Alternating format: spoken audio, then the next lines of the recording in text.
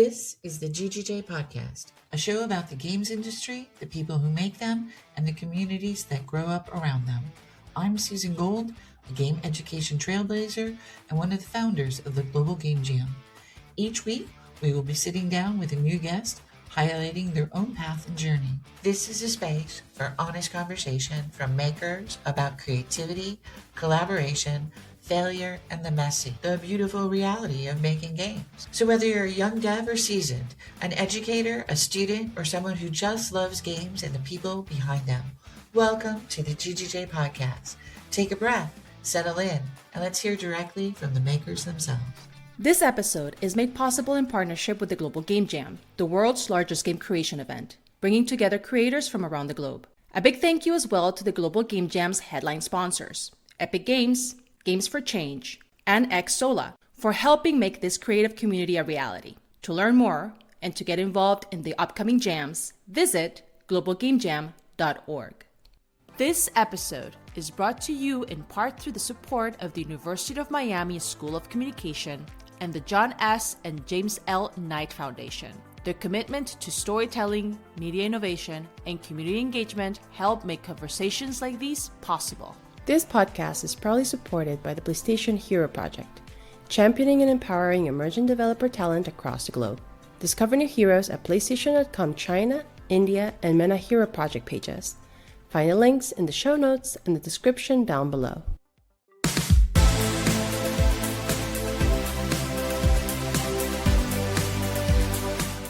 Today on the show, I'm honored to welcome Salaar Kohari. Salaar, co-founder of Cage Studios, an independent game developer who has spent the last several years building something quite radical. Games that are fast, colorful, and deeply intentional. And they reach over 200,000 players. He came up the hard way after sending nearly 80 applications to land a single interview. He made it into Sony Santa Monica studio, one of the most prestigious development houses in the world, where he eventually spent 5 years shipping games. He went from intern to hire, doing something almost no intern dares: book a meeting with the game director of the studio. That boldness and that mentorship he found there shaped the developer he became. Then he walked away from it all and bet on himself. What makes Salaar's story compelling isn't just the courage it took to go indie, it's the worldview he brings to the work. He grew up across Amsterdam, Chicago, Cairo, Philadelphia, and Los Angeles. He has roots in Pakistan and a passport full of more than 30 countries. That's a global upbringing, including living through Egypt's Jasmine revolution. He shows up in everything he makes. He designs games that push back against toxicity at the mechanical level and that weave an anti-capitalist theme without apology. And that interactivity is not just a feature, but the whole point. Salaar, thank you so much for joining me today. Thank you, Susan. I'm so happy to be here. That was a very kind intro, and I'm really excited to talk about the journey. I'm so glad. Let's start really early. You started making games when you were 8 years old. Most kids that age, if at all, they're playing them. They're not making them. What flipped that switch for you? And do you think that instinct taught you something that you were just ready to do, or were you born with that curiosity? I think all kids have the instinct to want to be creative and want to play and make things. Kids love playing with Legos or in sandboxes. And I was just lucky enough to be exposed to the idea that game development was even possible. Back then, there was a Flash game engine, and people were making Flash games in their browsers. And that was a really easy, all-inclusive engine where you can draw art like it's paint, basically, and then animate the things and add some code, and you have a game all in one system. But I don't think it's something that I was born with. I don't think anybody's really born with much. But I think you had something that a lot of people might be jealous of, is that family that kind of seeded a lot of that curiosity. Do you want to talk a little bit about that? Yeah, definitely. I think my dad was the one who got me my first book that was a beginning Flash game programming for dummies, which I've heard some other people started out with that same book. But I think my family was always supportive of me doing that as a hobby, and it was more productive in their eyes than even playing games. So they definitely encouraged me, and I wasn't spending any money on any of this stuff either. But I think that I'm very blessed to have this family that was really supportive of me. And even to this day, like my sister, I got my sister into game development through my studio, and then she went on to work on her own AAA games. But I think that people, when they're younger, older, they can find those mentorships or those people that can inspire them, even outside of their family, if that's not where it comes from. But sometimes you have to seek that out a little bit more intentionally. And I was lucky that I had that right under my own home. At 8 years old, what were you making? I would make different Flash games on Newgrounds. I made like an open world RPG, which was like a stick figure going around to different like box houses and talking to people and fighting gangsters. One of my earliest games was Stickman Goes on a Diet.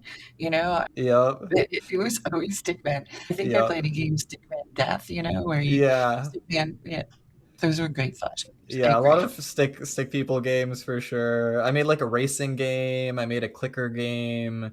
I made a few different ones. I made like a fighting game. Yeah. Now you grew up everywhere, and I don't mean just you were in the MENA region, you were in the US, you were in Europe.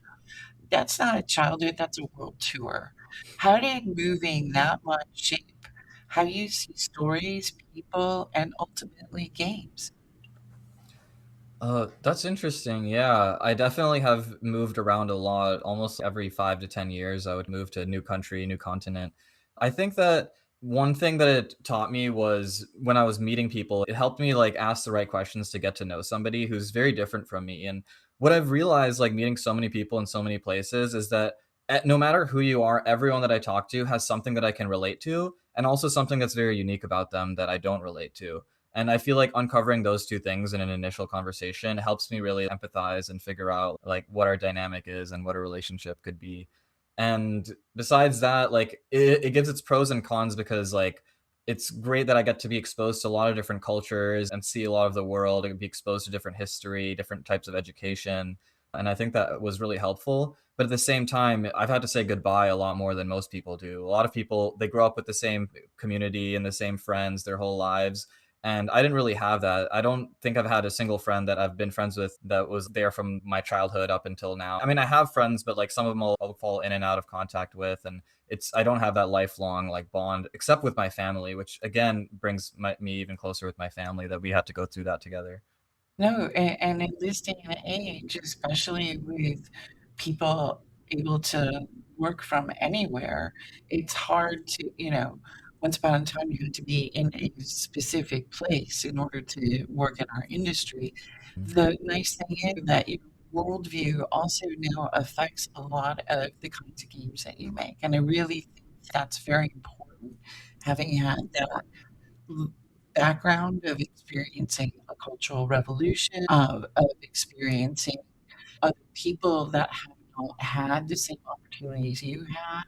It wasn't as if you saw the easiest part of the world. You were in a lot of different places. Now, mind you, Chicago wasn't that hard, but Yeah, I definitely feel like I'm inspired by all the stories. And even just, I think living outside of the US, a lot of people who like spend their entire lives in the US and like US education, they have a narrower view of history and world cultures and stuff. Like, for example, when I went to high school in Egypt, we had geography tests where we had to learn a little bit about every single country in the world. And so when the World Cup is on and there's Curacao or Cote d'Ivoire is on and no one has heard of it, it's I actually know a little bit about that country. And I think that it really opens your eyes to how big the world is and how many different types of people and perspectives there are out there. And then translating that into my games, I love to have different representation of different types of cultures and backgrounds, as well as give something that anyone can relate to, figuring out the stories that are shared across cultures, as well as the ones that are unique to certain cultures, and telling a mix of both. you also, I know you don't want to toot your own horn, so to speak, but you're a pretty smart kid and you got through college pretty quickly. You did a lot in school. And yet when you were looking for a job, you mentioned you sent about 80 applications and got one interview. What was going through your mind during that stretch? And was there ever a moment where you thought, yeah, I'm not doing this? I never really imagined that I would be doing it to begin with. It was just realizing that oh, there's a game industry out there and I should try to shoot my shot and apply for different things. So I was always making games on my own, and I've been doing that since I was a kid, and I would keep doing that. Even when I was doing internships in New York City and like finance and stuff, I would still be coming home and working on my game. So it was never like my goal was to join the game industry. It was just like, I like making games. Maybe I could get a job there since that's a thing, but otherwise, whatever, like kind of thing. It wasn't like I was trying really hard to get a job in the industry. And had I known how awesome it is, then maybe I would have even tried even harder. But I think, yeah, I put in a lot of work into just the games that I created, and I let that kind of speak for itself rather than trying to tailor myself and my personality towards getting a job, which, you know, that was also like a while ago. So I don't know if the climates might have changed since then. But yeah, and I think it wasn't all smooth sailing for me at the same time because college was actually really tough for me. That was like I went through like mental health struggles and all that kind of stuff in college. And once I made it out to LA, I feel like my life definitely got easier. So I feel like applying for the game studios wasn't really in the forefront of this is my goal. It was more like I just want to be happy, and I just making games helps me become happy, and that was really all there was to it back then. I had a simpler mindset. A simpler mindset and less responsibility. Exactly. Absolutely, absolutely. Now, you said that your education was hard, but you also did not go to school for game design per se. You say that many of those dedicated game programs are actually a trap, and especially ones taught by people who've never shipped a game. That's a pretty provocative take. Where does it come from, and does it worry that may alienate opportunities or people if you say things like that? And what happens if people that have gone that route? Do you you wasted your money? Are you what are you thinking? I think that in general, like education in the US has some leaves some things to be desired. It's very capitalistic and a lot about making money. That said, I have a lot of respect for educators because they're inspiring and teaching so many people many important skills. It's just you get out what you put into it a little bit of you can build a network, you can get good guidance where you have the internet in front of you with all the information, but it's really hard to know what to look for and you're supposed to be doing. It's just that at the same time, a college degree on its own is not really enough for most industries. In fact, you've got to put in some initiative and think outside the box, either build, if that's building your network or making your own games or whatever you got to do to set yourself up for success. Whereas the goal for college is like to teach you by the textbook. And oftentimes it's already like 5, 10 years outdated to what the industry might be looking at. So whether or not people have or have not worked in the industry in who are teaching people, I think it just you have to be take it with a grain of salt what you're getting yourself into and try to figure out how you can set yourself up for success in the future and how things might be changing. I agree in many respects because I think that education is always what you make of it because nobody's going to make you learn things. You have to really be proactive. But I think that one of the things that I see that is a through line for you and for many people in your age demographic is that because you have access to all these tools, like we didn't have them. When I created the game curriculum, yeah, getting someone from the industry to teach it was really difficult. They actually had jobs where they were working 20-hour days. Asking them to come in to teach was impossible. But at the same time, there was enough guidance to get students to a place where they can learn how to design and make games, learn the tools, that kind of thing. Now there's so much content out there. It just wasn't available before.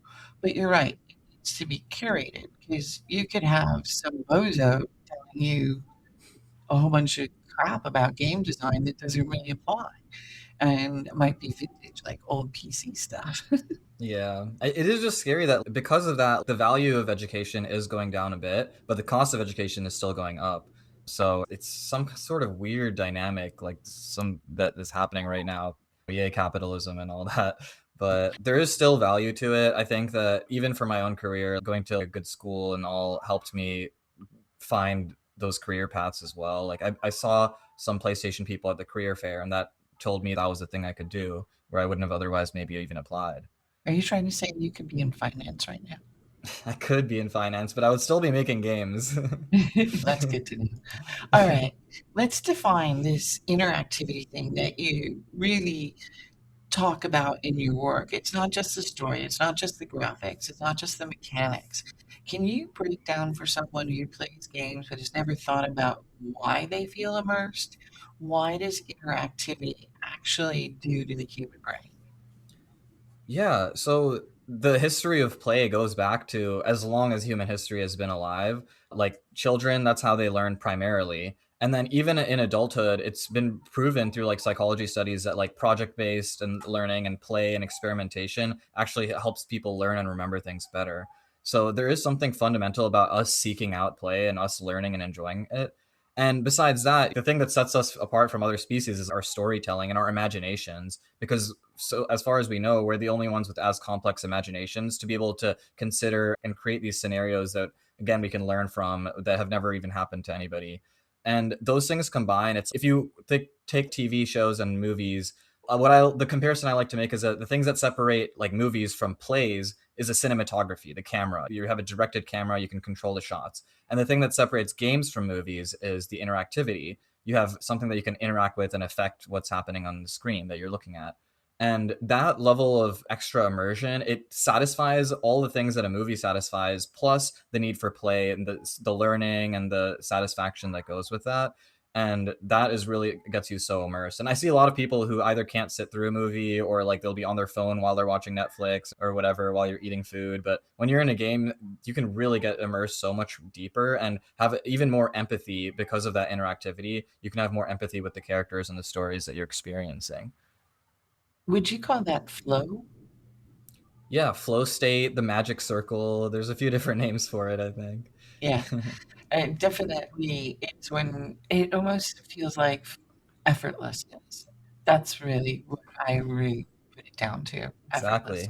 Yeah. Getting locked in, as they say these days. Yeah, and it's so hard to create that for people. I don't think people realize how much we put into creating those worlds and environments. And as a maker, you get to do that. One of the things that I found very interesting about your story was that you had what I call gumption, chutzpah, a little gutsy. You had something that most people, I don't want to say too shy, but they are shy, right? And they're afraid to approach people of power. And when you started in Santa Monica, you did something that no other intern had ever done.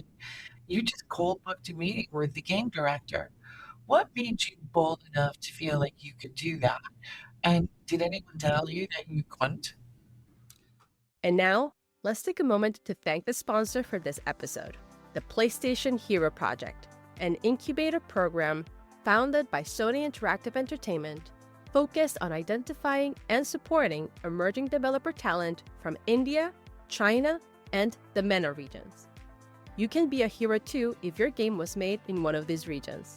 Check out the games getting the support like Suri, the Seventh Note, a rhythm action platformer set on the mysterious island of Suri, where music is its lifeblood. In the game, players are thrown into the role of Ajira, a brave girl racing against time to save her mother from a dark, bewildering sickness. Her only hope lies in finding a magical fruit that blooms deep within the heart of the island, torn apart by a mysterious, corrupting rhythm. A dark force that has taken hold, warping its melodies into something sinister. To overcome it, Ajira must learn to master the rhythm, channel its power, and fight back through a world that shifts and reacts to every beat. Suri, the Seventh Note, is available for wishlist on Steam. For more information on the PlayStation Hero Project and the teams they support, go to PlayStation.com, China, India, or MENA Hero Project pages. Find the links in the show notes and in the description down below. And now, back to the show. That's a good question. I don't know how people feel like they can't to begin with. I feel like as a kid, you all automatically have a lot of confidence. And when you're a kid, you're not looking at an adult and being like, oh, there's someone I need to be respecting, unless they're your parents, maybe. But you're not going to see a random adult, even if they're an actor, and start swooning over them when you're a little kid. And I guess it's something that people learn over time, that like, oh, these people are very famous and something. But I don't know, I never really felt the separation between people of different levels or like that. And maybe that's something that like I learned from living abroad, maybe, and seeing different socioeconomic groups or whatever influencers. Everyone's just a human being with their own needs and wants, and even the scale of happiness that people can achieve is the same with everyone. Whether you're rich or poor, or struggling or doing well, you still experience a similar range of emotions, of sadness to happiness. And everyone has their things that they're going through. Everyone has their own different paths that they take. So I was never really intimidated by that sort of thing. And that is to say that like when I did meet with the game director, that wasn't a life-changing meeting that everybody should be going and booking meetings with their game directors. I just did it because I was like, oh, that would be like cool, and I'm here, I want to take advantage of the opportunity. Honestly, the biggest thing that he taught me was, look, not the best person at design, I'm not the best person at programming, I'm not the best person at art, I'm not the best person at anything at the studio. If you want to talk to those people, you should go talk to those people, and they can give you more specific advice. Well, as a director, your job is to oversee and have a vision, and taught me some things about having that. But if I wanted to become a better designer, better programmer, I could talk to the lead combat designer or the lead programmer. So I actually didn't book too many meetings with him after that, once I realized that I could be learning from other people as well. I think that audacity to just go and book a meeting is something that says a lot to your boldness. And I really like that, and really shows that you're just not waiting for other people to do things for you. Yeah, and I like to pay it forward too, because a lot of times I meet students and I can see that shyness, and I'm like, reach out to me on LinkedIn. I'll look at your resume or your cover letter or whatever. And like people rarely actually do that, even though they need the help. And I'm always like, just do it. Promise me you're gonna send it over and like get that. It's a free resource that I'm offering. And people just are too shy or nervous or self-doubting to take advantage of that. And yeah, it's something that people should really put themselves out of their comfort zone and be showing people what they're making, getting feedback, finding mentors. That's how you can really grow faster. You had a double life while you were at Santa Monica because, like you said, you were always making games. Most people, though, come home tired, right? You were quietly building with your co-founders, and yet, how was it like to do both things at the same time? What was it like to carry all that? And at what point did that indie side of you start feeling less as a side project and more like, hey, this is my path. It's time to leave. Yeah, having a co-founder was really meant so much during that time that I was at Sony Santa Monica, because I would be doing a lot of programming and some design at Santa Monica studio. And when I would be working with my friend, I would be pretty much doing everything except for the programming, and I would let my friend handle most of the programming. I would help fix a bug here or there, but I was doing a lot of design work, a lot of production, a lot of marketing, research, and that kind of thing. And it felt so different from what I was doing at my day job that it didn't feel like I was going home and doing more of the same. And that really helped me not get burnt out and stay motivated. And having a co-founder is like, when he did something cool and showed me, then it would motivate me, and then I would do something cool. And then when he was like feeling low, I would be like, oh, look at this cool thing I made. Then it would bring him up. And it was really a great back and forth that helped us synergize and grow stronger together. Yeah, and that was my friend that I met in ninth grade in Egypt, actually. We have been making games together since the very first day we met. And that was a really great dynamic to have and really helped me get going. And eventually we had enough success with the games that we were shipping. We were getting hundreds of thousands of players, and I had enough kind of financial runway. And I also felt like my growth and my learning was starting to slow down at Santa Monica, just because it wasn't easy, but it definitely felt like it was getting easier and a little bit more straightforward than when I joined. And I felt like if I wanted to really do something game changing, then I needed to find my own way. And what I've heard people say is I could either work for someone else's dream or I could work for my own dream. And I really had that belief in myself. I feel like someday I can make the next franchise that's like God of War level, and it'll be my own. It'll be anti-toxic though. Yes. Yeah, maybe not as a masculine killing of gods, but hey, now they're making Lao Fei and stuff, so they're also growing. Yeah. Let's talk about that a little bit because you were giant band-aid solutions to toxic player behavior. Reporting systems, mute buttons as fixes doesn't work for you. Instead, you designed the toxicity out of the game, essentially. Give me a couple of examples where you've decided to make that change, and what does that look like in practice?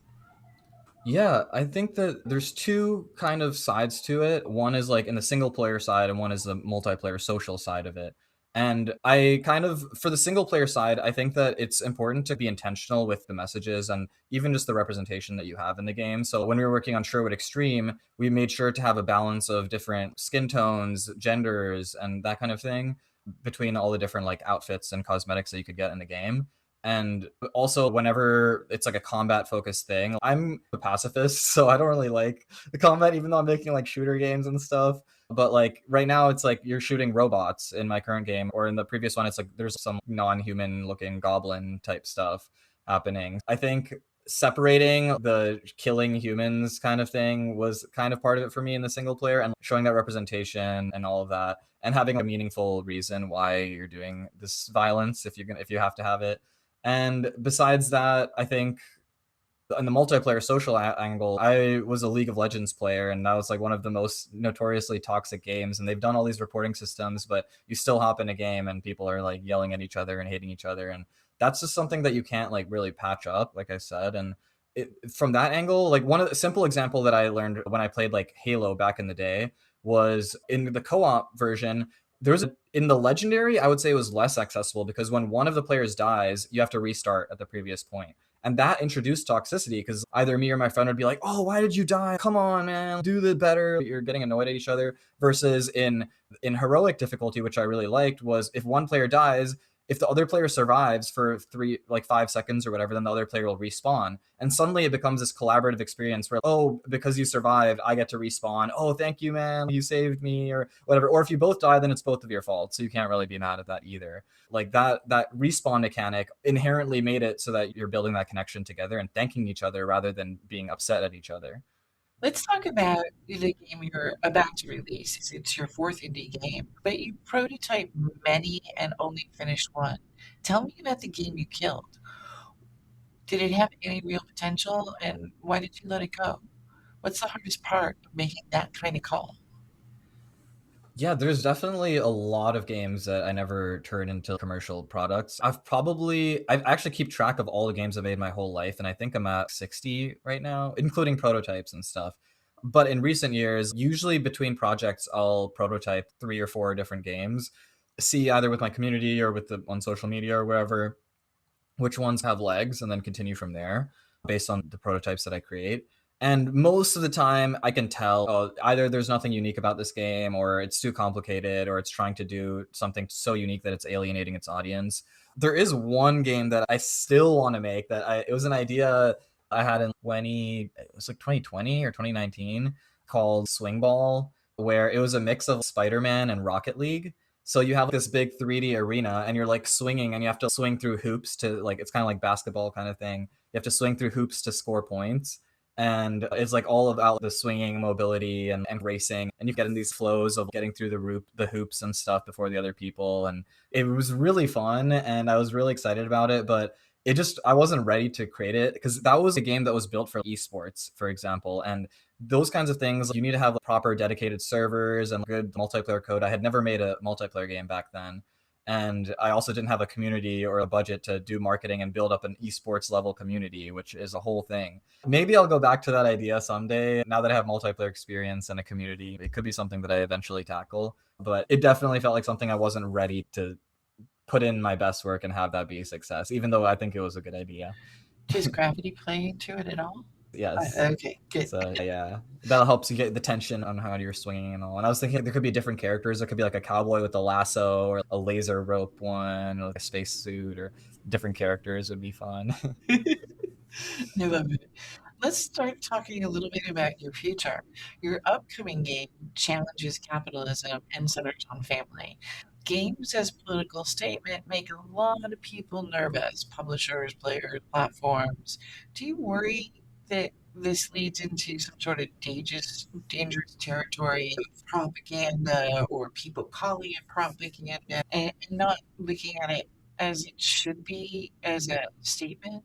I mean, two things that I've learned about that is one, everything is political. Literally everything is political because everything involves some sort of level of empathy. Every time there's anything social, it's political because there's a dynamic between people, whether that's a power dynamic, a racial dynamic, everything. And two, everyone's going to complain that it's too political no matter what you have. Even if you're making the least political game that you can think of, people are going to say it's political, it's woke or whatever. There's always going to be haters. That being said, I would rather be intentional and make a bold call than not make a bold call, and then people are still going to be mad for some reason or another. I'm not really phased by, just like how I'm not phased by seeing someone who's really famous or whatever. I'm not phased by somebody hating either. As a kid, I would post my games on the internet and get hate from random strangers online, and I would laugh it off. So I don't really care that much. And I think that the positive impact is so much more valuable than any sort of backlash or something that things could get. I think once you're operating at large scale companies, like sometimes like it can be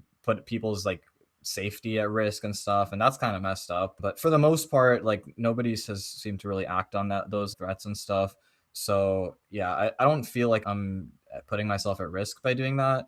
And I don't think my messages are that like, I don't try to be like heavy handed with it at the same time, because I don't want people to feel like, especially with the interactive element of games, I don't need to be like a movie where it shows this like powerful theme and you're like, oh wow, oh now I think about this different perspective. It's like you can like just put them in that position, and through that interactivity, through the world that you create, they can learn these messages without you having to spell it out for them in the same way that you might in other media. Yeah, I don't try to be like heavy handed with my messages or anything, so that people can really let those messages sink in without having to be too literal.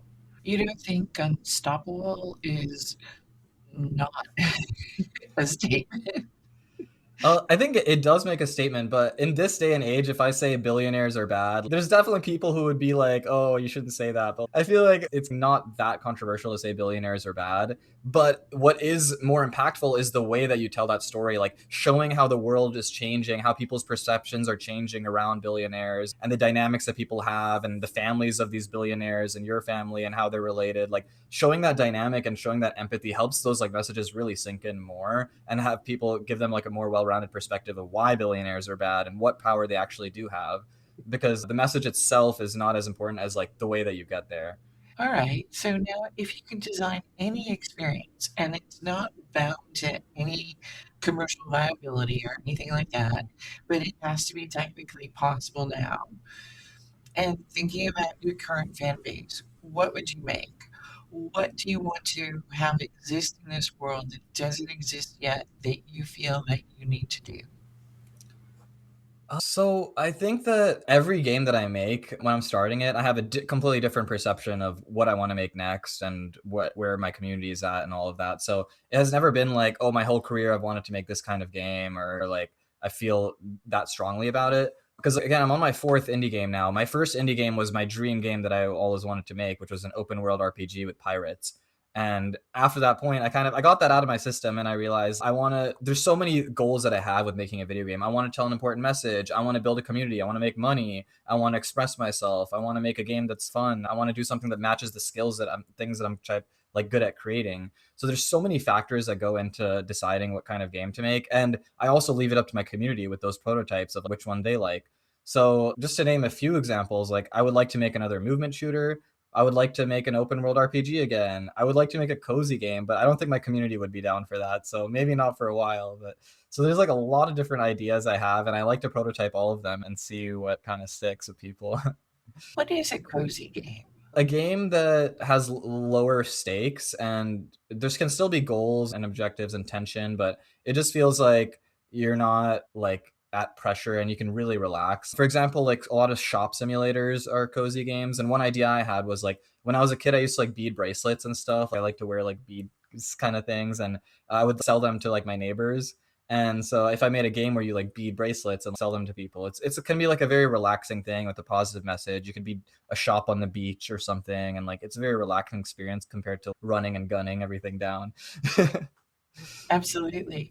And let's talk a little bit about the one thing that really struck out to me was that you said you like to have joy. You want to create joyful experiences. And that's something that people think about, playful or fun experiences, but joyful is very purposeful. Tell me how you think that is important Yeah, I think definitely going through mental health struggles and stuff in college, especially, like it taught me the value of like happiness and the pursuit of happiness. And that's something that is the most important message I feel like I'm able to do through games. There's a lot of goals I have for making a game again, but one of the most profound is just the ability to lift people's spirits and bring people together. And those are the two elements of joy, like the happy experience and bringing people together, that I really admire. Sometimes I used to like doubt myself and wonder, oh, like I work so hard, I could have been a doctor and like saving people's lives.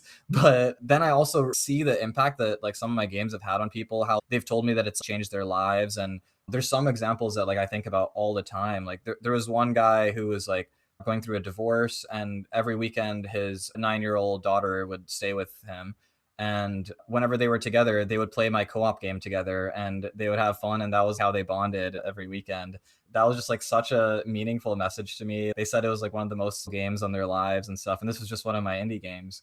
So this impact it can have on people's lives, and then not let alone like working on God of War, where people are rebuilding their families or getting through their like hospital experiences or whatever it is. So many different experiences that it's lifting people's spirits and creating that joy. And then multiplayer experiences, bringing people together, getting them, people are getting their friends, their spouses through games. And these are the kinds of like memorable experiences and the joys that people can do when they're able to experience a game either on their own or with other people, that really can stick with you a lot longer than other media too, because again of that interactivity and that innate human need fulfilled of play. I have to start wrapping this up, but I kind of have one last question, and that is you're 30, under 30, and you hear a snapshot of your life. When you think 10 years from now, and you're thinking, what do you want people to say about the body of your work that you've created? Not the awards, not the sales numbers, but the effect it's had on someone, like you just said, that it changed their lives. What else in your body of work do you have yet to express that you want to do? It does change with every game, but overall, I would say I want to make experiences that bring people together. That means working together, forming friendships, forming relationships, people really coming together through the games. I want to show people more of what culture is in the world outside of their own, and show people life can be like this for some people, it can be like that for some people, which helps them relate to the experience, but also understand people and empathize with people better. I want to create games that can build empathy between different types of people, and just games that are fun. And I like the colorful action games because those are really easy to make them like fun and engaging. And I want to leave people with that memorable experience of that was a great story, I had so much fun, I met my best friend playing that game, or and those kinds of moments. Or even that game got me through the darkest point of my life, because I've heard that before as well. And I just want to have that impact on more and more people as I continue to create games. Solar, it's been such a pleasure to talk to you today. I really enjoyed getting to know you. Can you tell us what can people expect? Where can they find out information? And how do they reach out to you? Yes, I'm Salaar Kohari. You can find me on LinkedIn. Is a good way to reach me. And I'm right now finishing my game Gun Stoppable. If you wanted to check that out or play that, my studio is called Cage Studios, and it's my fourth indie game. But there's going to be a fifth and a sixth. So keep your eyes peeled for what I've got next. And whoever's listening, I would love to meet you or chat with you if you have any questions for me. Don't feel shy to reach out, as I mentioned. Thank you so much. This has been such a lovely way to spend my evening, and I truly hope that people see what it means to create with joy and empathy. Thank you so much, Solar.